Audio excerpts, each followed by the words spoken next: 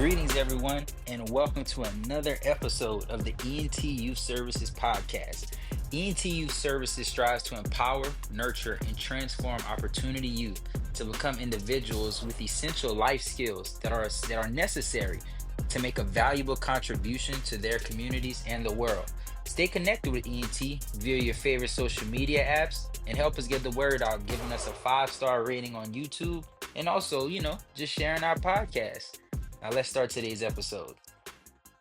And greetings, everyone. Welcome back to the ENT Youth Services Parent Podcast. It is great to be back with everyone that works on the podcast. But then also we have a special treat for you guys. As usual, it's me, Dr. Kyler Wiltz here. Um, your friendly neighbor, so to speak. But yeah, it's been a while. We went on a slight hiatus with Congressional Black Caucus and family matters for a number of our members. But it is truly a blessing to be back conversing, spreading the love, and really talking about things that are really impactful within our communities and our individual and community wide family units. So without further ado, I would like to introduce some of our speakers with us. Ms. Jennifer, would you like to kick us off? Good evening. I'm sorry you went out for a little bit. This is Jennifer Heaven. I'm the Parent Podcast lead parent. And I just wanted to welcome our guest speaker tonight. I want him to just introduce himself and tell us a little bit about himself, and then we can go ahead and get started. Good evening, everyone. Thank you for having me on the podcast tonight. My name is Antoine Williams. I am a co founder of Legends Charter School and Equity Now, Inc., located in Atlanta, Maryland, and I'm excited to be here. Yeah, absolutely. And it's a blessing to have you on the podcast, brothers. With your introduction, oftentimes how we kind of format the podcast is as people enter the conversation, they introduce themselves. But with this being your first time, definitely tell us a little bit more about yourself, about the work that you do with the school, and just your roots, where you come from, what are the things that matter most to you within that work. Sure. Oh, you want to get deep tonight? I appreciate Oh. that. So I'll give a little brief history of myself. I was born and raised in country town called Pembroke, Georgia. Moved around quite a bit.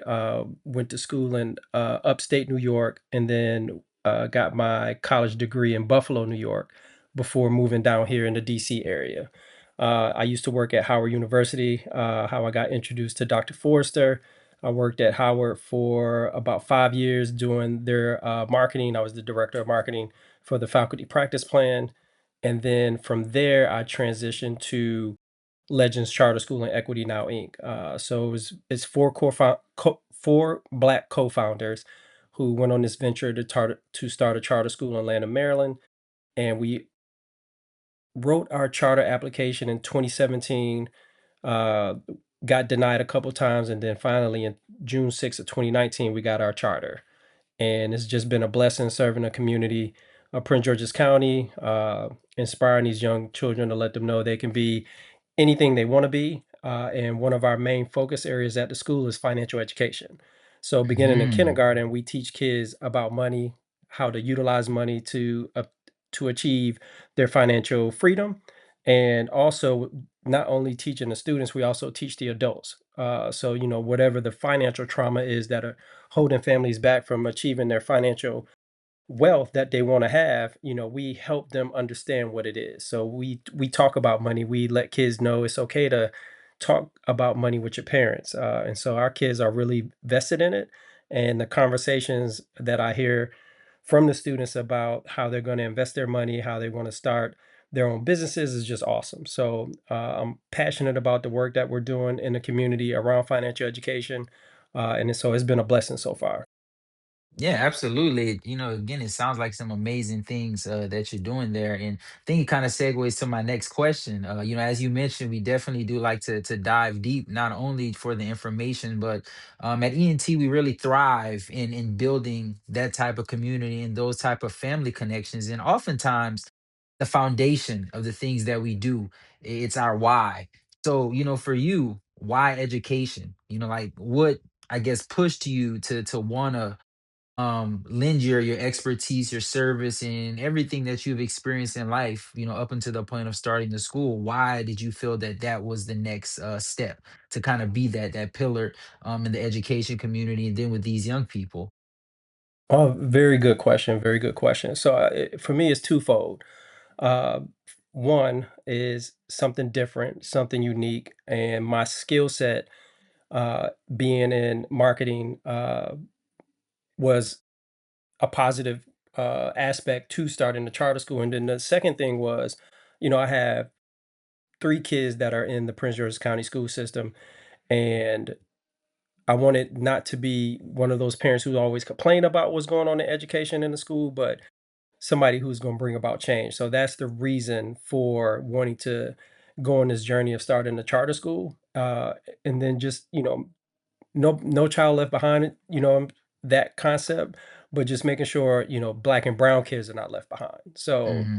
I wanted to make sure the work that I do within the school is impactful. And, just seeing the kids, if you walk into the school, everybody knows Mr. Antoine. So it's good to see that, but also know the kids know that I care about them as well and care about their well being and care about the education that they're going to get within our school. Our school is, I won't say we're the best school, we're ebbs and flows, but we're working to be the best school, and we're working to offer something dynamically different that kids are not used to getting in Prince George's County school system. And so it's just a pleasure to wake up every day to go into the school, see the kids smiling, and knowing that we're the four of us have made change in the community. And what you saying that with all the kids, knowing who you are, with this being a parent podcast, one thing that we've been discussing about diving in a little bit more on is the role that not only parents play within their households, but those central figures within our community, right? Like, what do you think that it means to for these kids to kind of walk into school and see an African American or black and brown men within their educational spaces, kind of pushing them and serving as that role model for them, especially for our young black boys? Uh, you know, I think it gives hope. I it lets them know that they can be in my position. It lets them know that nothing is short of reaching their goal if they just put their dedication and hard work towards it. So, when I see kids in the hallway and they're having a bad day, it's my job. Nobody tell me I have to do this, but it's my job to walk up to that student to say, "Hey, what's going on? How can I help?" And some students say, "Hey, I just need to talk. Hey, can I just sit with you to eat lunch?" And I've given them the opportunity to do that and not just push them away, say, "Nope, you got to go talk to so and so." But it was impactful for them to know that, hey, although he is not in the classroom, he's a founder of the building, he still is taking takes the time out to understand what is going on to help me have a better day. And so just knowing that kids seeing me in my position know that, they can achieve that dream too, as long as they continue to do hard work and just not sell themselves short on what they want to be when they grow up. Hmm. Yeah, and I mean, just I say this often on episodes. I myself am not a parent. I do plan to be one day. So I really love the wisdom that everyone brings to these conversations. And within your experience in the school, also being a father yourself, what are your views on, I guess, a lot of the things that our young people are dealing with today, especially our black and brown children? It's definitely sad. And, I tell my kids, when I give them examples of things, I often tell them, hey, I don't want you to be like me, but I want you to be able to make your own decisions. But I want you to just understand what I'm telling you is what I don't want you to have happen to you when you go out into this world on your own. So I always try to give them the wisdom to say, "Hey, I'm not don't want you to live my life. I just want to give you tools and resources to help you from making the mistakes that I've made growing up and for you to make better decisions, have better friends and not get in trouble by, following the wrong person." So it's definitely important to let them know what you see out in the world doesn't have to necessarily affect you, but just understand, parents are here to help you, here to guide you, and here to love you no matter what. So again, when I you know, I won't say preach, but when I talk to my kids, I just let them know, hey, I just want you guys to do your best, never give up, and always give 100%. So if I'm hard on you, it's because I see you can do better and you're not giving your best. So it's not because I want to be hard on you, but I want you to be able to succeed out here. I don't want people to look at you and, have the stereotype, oh, he's just another lazy black kid. He don't want to do Mhm. his work, but just really understand that, hey, you're giving your 100% and I'm here to back you no matter what. Yeah, absolutely. I mean, it's crazy how much you sound just like my dad. I come from a family of educators, and I remember looking back when I was younger, and I was like, Dad, like, why are you always so hard on me? And whoop de woo. And he was like, I let you kind of set the bar. And then once you set that bar, it's my job to make sure that you not only meet it, but continue to exceed it. Right. You Absolutely. know, when God blesses you with certain gifts or certain potential, a large role of your parents is to make sure that you continue to kind of bask within those gifts that God gives you. I think Miss Jennifer had a question as well. Hello, Mr. Antoine. This is Hello. Jennifer again. I've had the privilege of seeing you in the hallways at Howard University Hospital, Yes. and both of my daughters attend Legends presently. Well, one just graduated probably about 2 years ago, but the next one will be graduating next year, and I'm very thankful that they attend that facility because of all the knowledge that they've gained based on you all's mission and vision. But Thank I you. wanted to ask, what do you see are the challenges for the students that you have now, um, in the classrooms or just in the hallways? I know you said some people just need somebody to talk to, but what are the main things that you all are seeing happening or issues with the students today? Good question. I'll go back to give a little context to my statement to your question. When we first opened our doors, it was COVID. So we had a brand new facility, no students in the building, and everything was virtual. So when we did have the opportunity to have kids in the building, we noticed uptick in behavioral issues. And it's because the lapse of students not being in the classroom and having that routine of coming in and being structured in the classroom with the teacher. So it's kind of smoothed out a little bit. We got students who are acclimated to coming to the school and knowing, all right, here's the routine when I come in. Got 8:45 bell rings, go in the classroom, and then the day begins. What we see now is not as much as before. We just see the younger students are having a tough time acclimating to the school. And so we see students in the hallway who are crying, screaming, that detachment issue of being away from, mom or dad.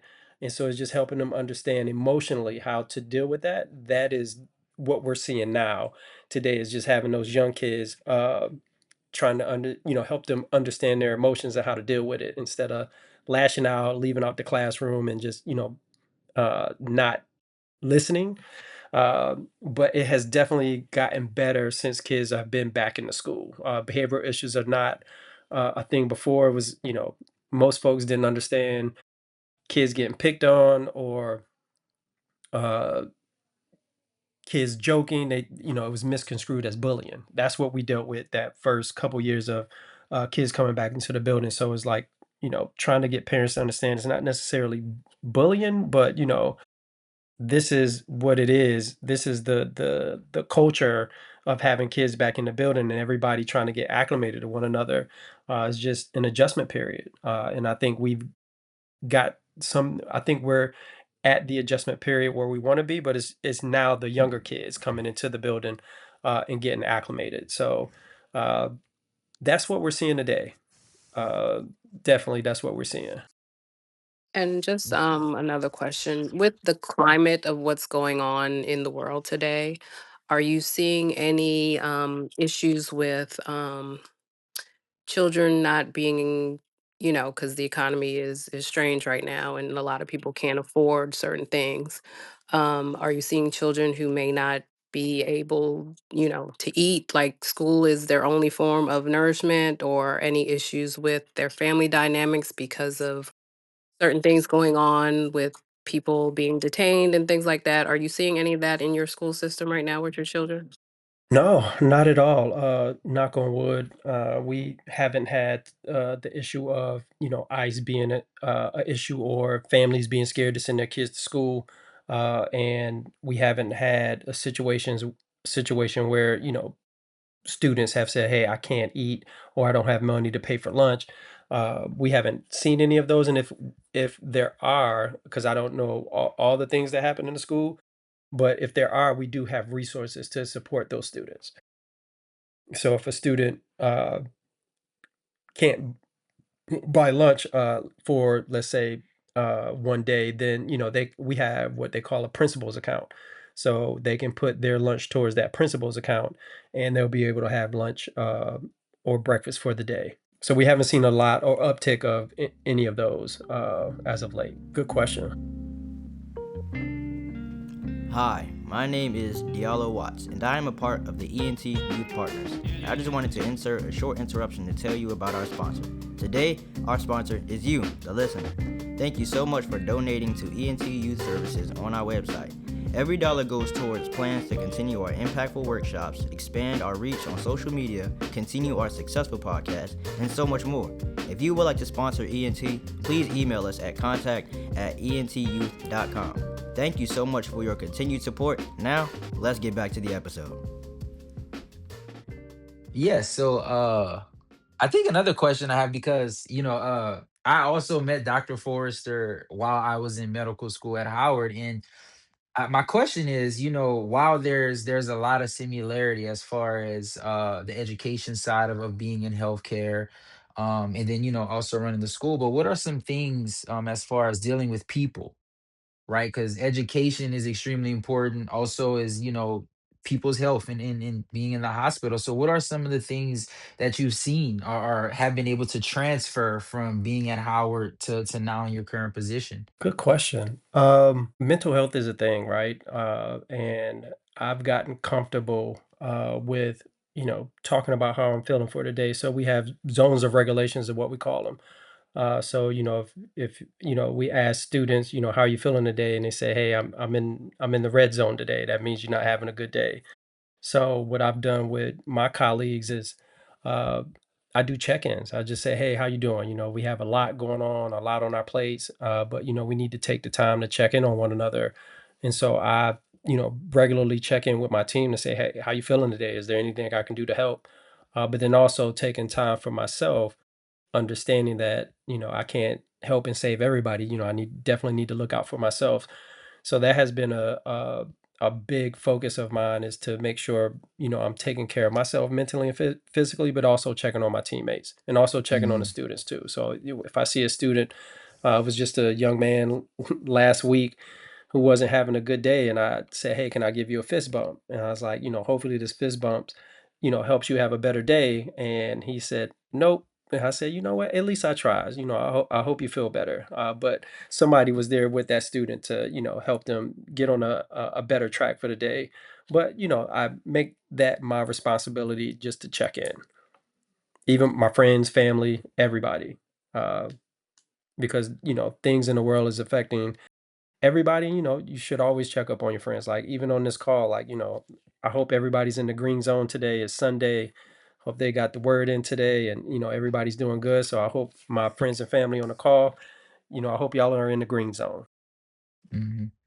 And with you working with because we've had a couple of episodes, some focused on young people, some focused on parents, but the overarching topic was mental health, right? Mhm. And how we address it, how we deal with it. And again, with everything going on in the world, not only politically, but then even with just violence that happens at schools, unfortunately, in this country. What are some of the tactics, or I guess strategies, that you guys at the school have been employing, not only to help your students kind of understand the importance of mental health and how to address certain um external factors that may impacting their mental health, but even in some cases providing parents with some guidance and assistance.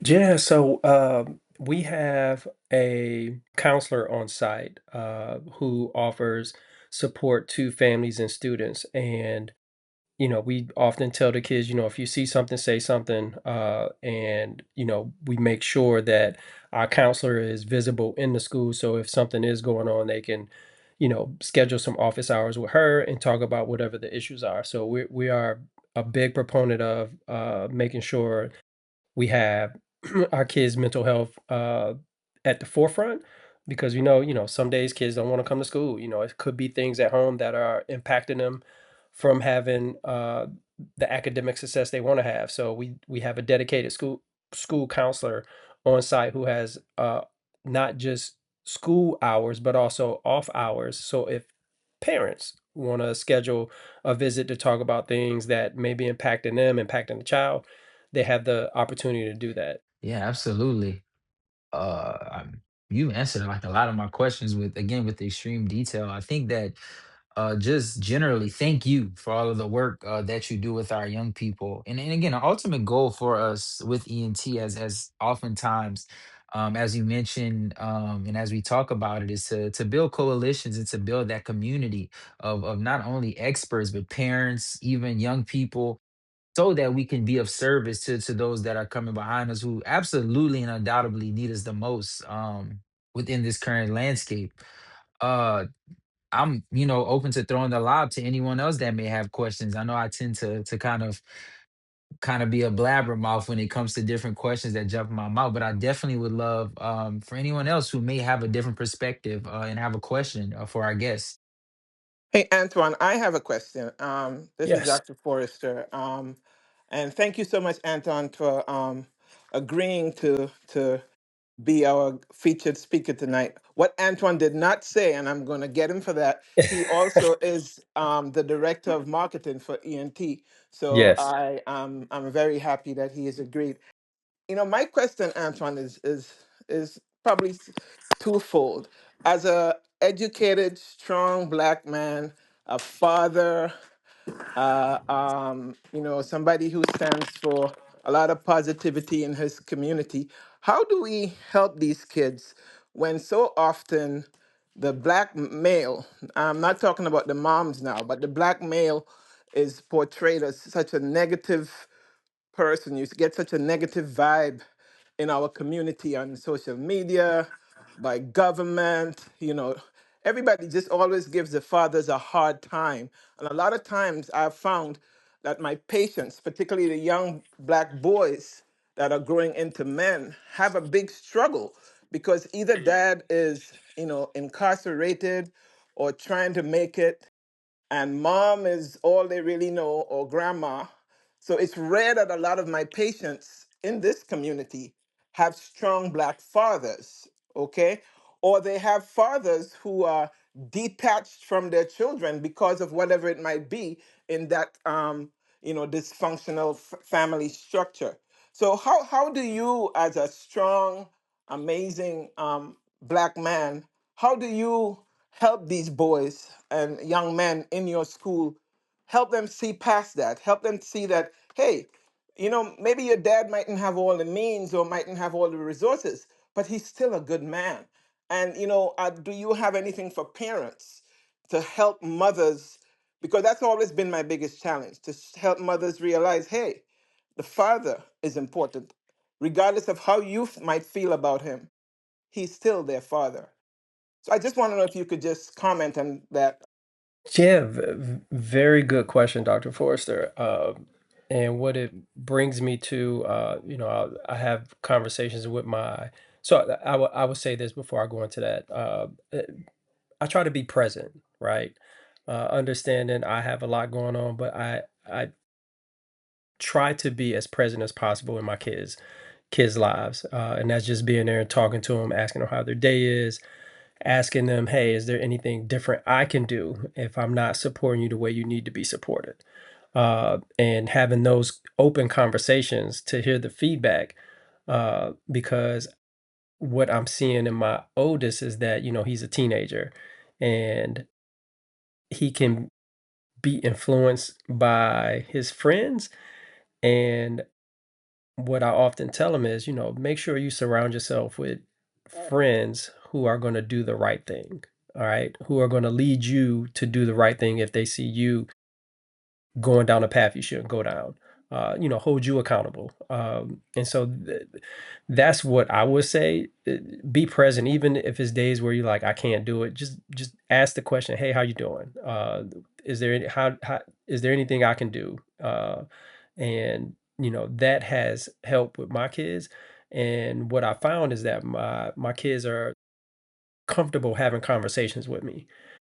And that's what makes me most proud is that, I don't force it, but I do ask the question and I'm present, right? I'm in there like, hey, how you doing? How's school? I ask those very small things and it helps break down the wall of them holding it in and not wanting to talk. But, my face light up when my kids say, hey, dad, can I talk to you? I'm like, sure. And even with the kids in the schoolhouse, I try to be a mentor to them and just talk to them and say, hey, what do you want to do? How can I help? Right. When you leave Legends, what is it that you want to do after you finish high school? And if it's, hey, I don't want to go to college, I want to do my business. Okay, what? All right, stay in touch. I have some resources that can help you achieve that. Or, when our financial education curriculum that we have, it extends beyond the school. We call it pre-K through adult financial education. So it just doesn't stop when you leave Legends, it's for the rest of your life. And so I try to keep the kids connected in that way. And then, for those kids who don't have a father, I'll tell them, hey, I can't replace your dad, but I can be a positive influence in your life, right? And I just talk to them, have real honest conversations with them about, hey, if you do this, this is where it's going to lead you. But if you do this, this can take you in a place where you never thought you would be. So I just try to speak positivity into the kids, into students, my kids, anybody. Just try to be a positive beacon of hope for people. And I tell my story too. I'm not perfect by any stretch of the imagination. I have my faults, but I place God in my life, and I don't force that on anybody. But I let them know, like, hey, if you just read a scripture from the Bible a day, it will impact your life in so many ways that you won't see coming. And so I go to church, go to Bible study, and my kids have gotten into it as well. So they start asking about the Bible, which is great too. So again, to answer your question, Dr. Forrester, I just try to be present, be open, and just speak positivity into the children. I love everything you've said, and I think it's just, we just have to keep pushing those buttons and pushing it. But my real concern is that, I'm sick and tired of hearing people talk about the black man, the black father, when a lot of these guys, I know that I've gotten to know them, they're holding down two and three jobs, trying to provide for their families, and don't care what they do. A lot of them like, Doc, I can't get a break. I can't get a break. Either the economy is hard. I'm fighting against that. I could barely, put gas in my car or a roof over my head. Whatever I do, my child's mother or my wife or whoever, it's not enough. A lot of them, are like, God, don't care what I do. It's just not enough. How do we, as an organization, as a people, how do we how do we help change that narrative? I want to change. I don't care. I'm not saying some people are bad. It doesn't matter what color you are. It doesn't matter, what sector of the community you fall under. But I think what we need to do is to find a way to show these guys, spotlight some guys. I have a dad who is a UPS driver, and he's a UPS driver. He is a janitor at night. He barely gets to be home, but he provides. And his kids have whatever they need. And he still gets to go to their games. He's so proud when he tells me, Dr. Forrester, your boy is doing well. I said, you made it to the games? He's like, yeah. He's like, I don't care about sleep. I don't care about myself. I am present. I am there. But these are the people that nobody hears about. All they hear about, oh yeah, he's always in jail. He ain't paying child support. I just think we want to change that. Maybe it's just me, and it's something that has really, really bugged me for a long time. And I just want people, I'm not saying the mothers are not amazing, because our sisters are amazing, but we have a lot of fathers out there, just like you, Antoine, who are doing it and are being present. But how do we help single mothers realize that they should give these fathers a chance? How do we reach out to these fathers and say, hey man, be present, be present, show up for your child. I don't care what else is not happening, show up for your child, stay out of jail for your child. All right, how do we make that, how do we go about starting that, so it's like a movement. That's my thing. What do we need to do? If I may jump in here. So I think and I'll use an analogy because I listened to this podcast called Pod Save America, and they talk about this concept often, but more so in reference to liberal versus conservative politics. And it's those that are more populated and have the loudest voice will control the narrative. Mm. Right. There was a study released within, I want to say it had to be within the last 5 years, that essentially debunked the media narrative that black fathers aren't in the house or aren't involved in their children's lives, to the point of that black fathers were in fact the most involved. So I think creating spaces where we can amplify those voices is how you dispel the negative narrative, because if there isn't any pushback and we kind of continue in a media space of that rhetoric, it'll only kind of either stay there or get worse. Yeah, I agree. To piggyback off Skylar, I think we need to be out in the community. From this podcast, maybe we host, and I'm going into my marketing hat now. Maybe we host a parent workshop. I don't know the name right now, but maybe we host a workshop to invite those men out, to invite the women out to hear from us or hear from somebody in our resource that could talk about the positive things that they are doing that can help the community. I think we take it to the streets. I think we get out there and let our voices be heard to control the narrative. And I think also a part of that is kind of to that point of taking it to the streets is erasing the division, as far as what is deemed as being suitable. Let's say, for example, so I do a lot of not only community work but a lot of advocacy in healthcare spaces.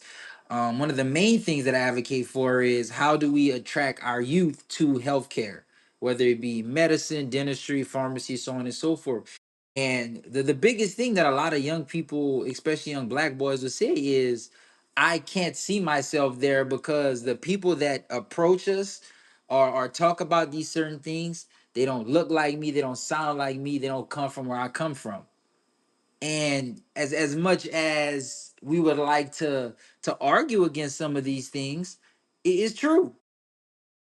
And we experience it when we enter these spaces, right? Being a black man that's founding a school, or being a black physician, or all of these spaces that we're all trailblazers in, we've experienced what is called as Stockholm syndrome. Like, do I belong there? This person is now walking into this space, and we're receiving all this vitriol and being pushed away because we're different. We don't sound like X, Y, and Z. And the same thing should be applied to when we do go out and we reach to young people. How can we speak down, so to speak, from the ivory tower, and like, oh, you need to be doing X, Y, and Z, X, Y, and Z, if we don't build that rapport and understanding with them. Yeah, that's right. I think there's a lot of organizations out there that are doing great work. I think we tap into them, and let's televise the movement. I think we have the opportunity right here, right now, to do that, to change that narrative, to talk about the great things that black men are doing out and black women are doing out in the community as family members. I think we should definitely tap into that. I think we should have a working meeting to talk about how do we do that, and we put it all on the board, and then out of that we have our game plan, we have our strategy to do exactly what you want to do, Dr. Forrester. I completely agree. I'll give you an example. This is a little off from what we are talking about, but Jennifer's son, TJ, who is one of our youth partners, he now does some car detailing and stuff when he's not in college and he's home for weekends and stuff. And I am kind of really picky. When it comes to my car, it's like, who does certain things, who is my mechanic, and I am really kind of picky with that. I don't know a lot about my car, but I know enough that, you know, this person needs to know what they're doing. So when he came to me, we were at an event. We were at one of the camps, and he said, Dr. Forrester, I'm doing some detailing now. So I looked at him, and TJ is my guy. TJ, I love that boy to the moon and back. I looked at him and I smirked, and I said, you know what, Esther? No. I said, no, TJ, come on, let's go. I want you to detail my car. He looked at me, he's like, for real? He's like, bet. Next thing I know, he's like, all right, Dr. Forrester, I'm available tomorrow. Can I come tomorrow? I said, absolutely. And let me tell you, when that young man was done with my car, he took his time. He said, I'm going to take my time. I said, that's okay. He took 2 hours to detail my car. And I was so impressed. Up to now, my car is clean. Up to now, and to the point where I don't want people to even eat in my car because of the great job that he did. So, what I'm saying this to say we need to really uplift our, not just black men, our black people across the board. I have started now. If I go to the grocery store, I went to the a restaurant the other night, and there was a young waitress there, and he was really doing his best to try to make sure everything was okay, And then I said to him at the end, I said, you are an amazing waitress. I said, where's your manager? And he looked at me. He's like, for real? I said, yeah, where's your manager? They need to know that the only reason I will come back here or bring my friends back here is because of you. He's like, get out. He's like, are you serious? He's like, don't play with me, ma'am. I said, do I look like I'm playing? And he went and he brought him his manager, who didn't look like us. And I said, let me just tell you. And I normally don't say who I am. I'm black. I don't like doing that. I said, but you know what? I am Dr. Esther Forster. I'm a physician in the DMV. I said, and this guy, the service that he gave us here, I said, I expect him to be general manager or something in the next couple years. If this is the line that he wants to do. But I let you know, I will only come back here because of him. And he said, well, really? He said, real, nice, good job. He's like, we're going to write him up and, put his name up in the week's shout outs. I said, yes, he deserves a shout out. I said, because the only reason we would come back to this restaurant is because of that young man. And he ran outside behind me. He says, ma'am, thank you. He said, they've been picking on me and stuff like that. I said, you keep doing what you're doing. I said, but you know what, sir? Don't stop here. Don't Hmm. stop here. I want you to own your own restaurant if that's what you want. I want you to take it further. And he looked at me and he said, thank you so much. And I have been doing this for the last 6 months, and it's amazing. Wherever I go, AT&T, and I see a brother, whatever. And I think it's a small step, but if we all did that, uplifted each other, it's just too much negativity. Every time you put on the TV, it's breaking news. Every time you're hearing something I mean, it's too much. But I think what we need to do is what you and Kyla spoke of. We do need to sit down and have a meeting and plan and take action and get out there and be part of the movement. But we just need to be kind and uplift each other. It's very simple. All I got to say is, Sophia, you are amazing. You are going to be the next orthopedic surgeon, whatever. You have to uplift people. We have to do this for each other, because it makes a difference. I'm telling you, that little kid, I had no idea what was going on. He ran outside and he said, thank you so much. I was thinking of quitting this job because I didn't think I was doing right. And he was doing a hell of a job, but he was just nervous. He's a young kid. And I think that's what we need to do.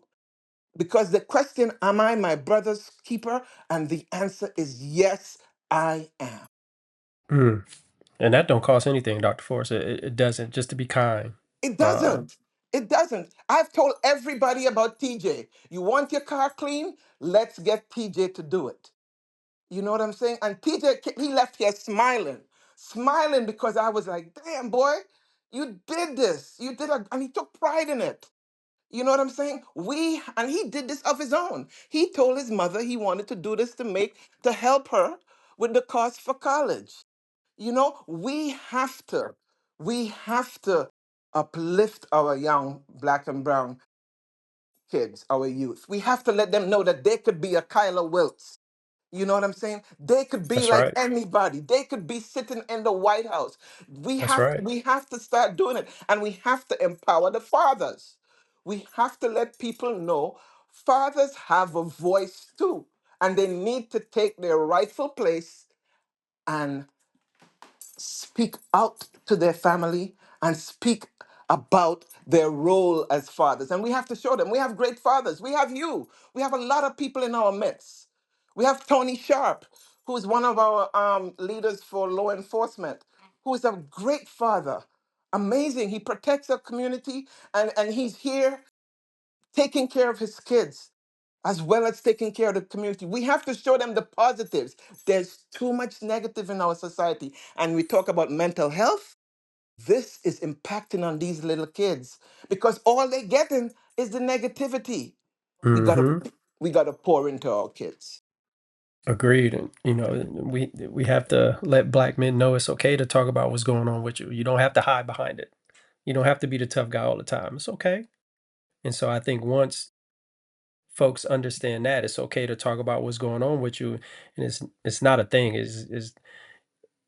It's not a thing to not talk about it. You should talk about it because young kids are watching. They're like a sponge. They soak it all up. So what they see you do, they're gonna do. And so again, it's uplifting and just letting them know it's okay. You don't have to be strong today. It's okay to be weak today. It's okay to have a moment. And once they understand that, it'll gradually get better. Exactly. Yes. And the other thing, the other piece, and I'm going to be quiet after this, you don't have to be a doctor or a lawyer. Whatever your God given talent is, if you are a baker, if you are a carpenter, be good at it. Be good at it. You are a baker, open 4 bakeries. You probably make more than I make. If you are a you want to be a plumber, start off with 1 truck and then have 3 trucks. I mean, it doesn't matter. You don't have to have this title because we have this misconception you have to have MD behind your name or DDS. That does not matter. You be a great father doing whatever the job may be, 8 to 5, bringing home a good, you know, a good paycheck for your family, being a good man, like you said, going to church or not going to church, that's your choice. Okay. But believe in something good, believe That's in right. positivity, believe in goodness. And we have to, in our community, the way it is right now and the climate, there are clouds over there. But we just have to really let everybody know the sun always comes out. None of us have woken up on any day that the sun hasn't come out. Even if it's for 3 minutes, 15 minutes, the sun always comes out. And we have to give them that rainbow, that light at the end of the tunnel. We got to burn it and we got to keep it burning. That's right. Yeah, so usually how we end our episodes is I kind of do a kind of a closing, being that we're now, we're getting you guests and we're adding you new voices. But the Antoine, I would love for you to do our closing. And essentially it's just kind of like, a call to action, so to speak. Why the work that we do is important, and just kind of let us off on a good note. So would you mind doing the honors? Sure. Thank you, Colin. It'll be my pleasure. I think the word is let's spread kindness and love and be present. Uh, I think if we start doing that, it will make things better. I'm not gonna say it's gonna wipe it all out, but it'll make things better. I think if us as a community come together and show that, hey, this is what we want to do to help you, to help whoever it is to to have a better life, this is what we need to do. Let's spread kindness, let's spread love, and let's be present. And like Dr. Forster said, it's nothing to tell somebody, hey, you're doing a good job, you can do it. So let's enforce positivity as well. So that's what I would leave us with. Yes, sir. Couldn't have said it better myself. Thank you so much for joining us for this episode. Thank you to again all of our parents, Dr. Forrester, for all the amazing work that we kind of do individually, but then especially collectively through ENT Youth Services. And again, a special shout out to all of our listeners as we continue to grow our podcast and provide more positive propaganda. right, that shows our people in a better light, highlights the work that we're doing in our everyday lives to make the world around us better, and most importantly, highlight the amazing and immensely powerful work that we're doing with our young people. So without, adding any more to this amazing episode, my name is Kyler Wilson. Thank you for tuning in to another episode of the ENT Youth Services Parent Podcast.